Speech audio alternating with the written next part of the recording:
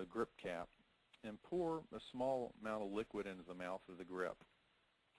Most component suppliers put their solvent in easy-to-pour bottles, but if not, you want to use something like a squirt bottle or even a ketchup or mustard container. Then you just shake up the grip to thoroughly lubricate the inside of the grip.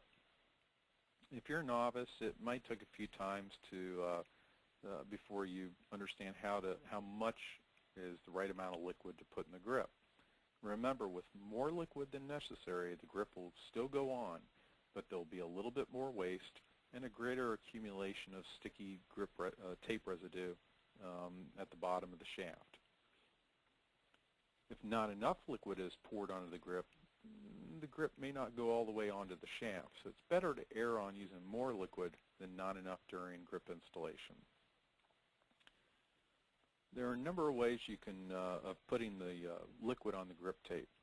One way is to position the butt end of the grip over the two-way tape, and you want to make certain that there's some sort of tray underneath the butt to catch the runoff. Then you remove your finger from the vent hole and allow the liquid to run out of the hole and along the length of the two-way tape. Or if you're lazy like me, I simply dump it out of the mouth of the grip.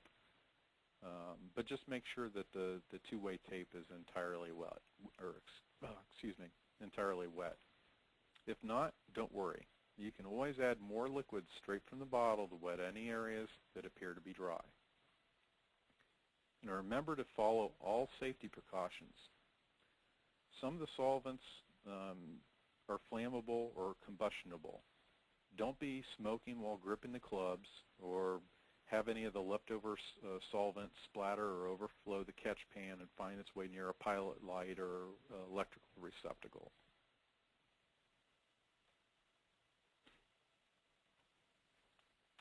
Okay, the next step is immediately after pouring the liquid onto the two-way tape, you want to position the mouth of the grip over the butt end of the shaft.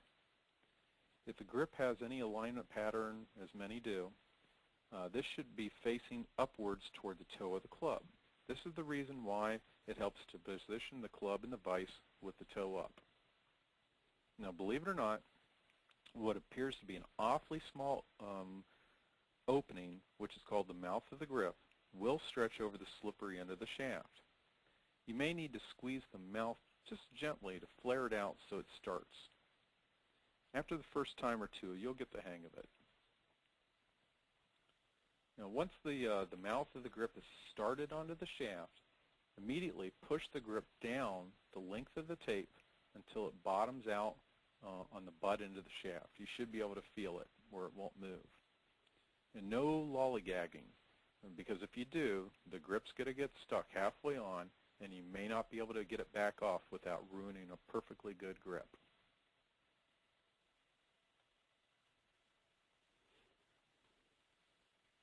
Okay, at this point you can remove the club from the vise and sit the club down in the playing position in front of you. If you like, you can align the leading edge of the club with a line on tiled floor or against a square corner like a piece of furniture to assure the grip is nice and square. Most grips have small slots or dots or notches at the top and the bottom of the grip to act as guides to ensure the alignment. If the grip is ribbed, make sure that this rib is running directly along the back of the shaft. If the rib is not straight, the grip won't feel right to the player using it. And finally, during grip installation, always make sure the grip is on all the way on the shaft. You could still make some final adjustments at this time, but the quicker the liquid takes to evaporate, the more difficult it is to make these adjustments. And one more important thing to remember is a misaligned grip is one of the cardinal sins of club making. Remember to wipe off any tape residue and excess liquid from the bottom of the grip with a clean towel or rag.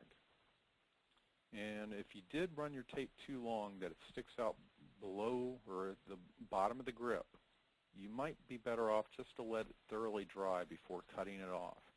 But if you do, and the shaft is graphite, then you need to be extremely careful not to cut, or I should say score, the shaft with your knife blade. There is a certain technique to that. That's why when we talk about the length of the tape, we usually say 10 inches. You don't have to get the grip tape all the way perfectly to the very, very bottom. You just want it pretty close. And that's why I try to avoid at all costs to use excess length tape. Okay, and now you could start the whole process over that we just talked about if you have any other grips or any other clubs to grip. Once you're done with all your gripping, don't forget to clean up your workstation. The leftover solvent can usually be strained by placing a paper towel inside the funnel. Then you just transfer the solvent from your catch pan into the funnel and back into your bottle. Just think, in the time it took me to explain all this, you could have regripped your whole set of clubs with a little practice. Well, that's a wrap. Let's turn this back over to Rob. That was great, Jeff. Very thorough. Thank you. Okay, you can now start asking your questions in the question panel. And just a reminder that all of our webinars are recorded on youtube.com/HirekosGolf. That's youtube.com/HirekosGolf. And there's also a link on our blog. It's a video section. And just click on there in about 1 hour and everything will be up. So the first question here is from Bill. I have noticed that I could use a M58S on a 600 shaft butt and get a standard 900 fit.